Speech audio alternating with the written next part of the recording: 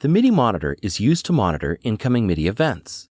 You can use it to analyze which MIDI events are being generated by a MIDI track, or to find suspicious events such as notes with a velocity value of 0 that certain MIDI devices might fail to interpret as note-off events.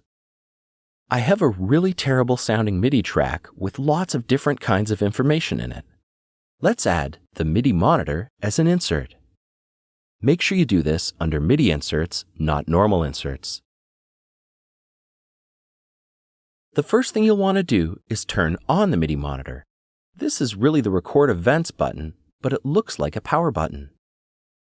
Now you can choose whether to analyze live or playback events. Let's play some notes on our MIDI keyboard and see them being displayed below.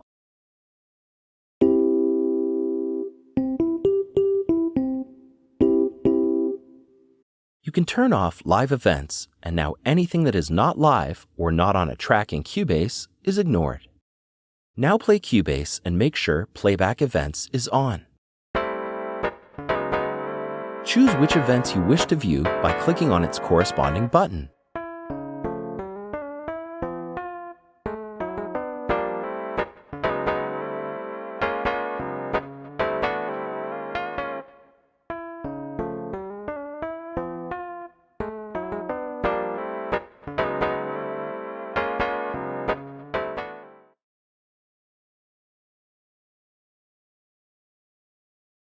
If you choose Controller, you can pick the controller you are looking for.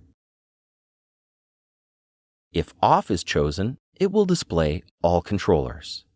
After a while, the list of events in this window can really start to grow out of control. You can press the Clear List button to delete them all. If you want to limit the number of events you can set the buffer size to, you can set them to 100, 1000, or 10,000 maximum events. Once the list is full, the oldest ones are deleted when new events are received.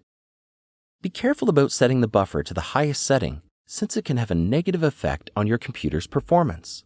Remember, the larger the buffer, the more processing resources are required. To avoid a negative impact on your system's performance, make sure to use the smallest possible buffer size. There may be times where you might need to analyze the MIDI data by exporting it as a simple text file for later viewing in a text editor.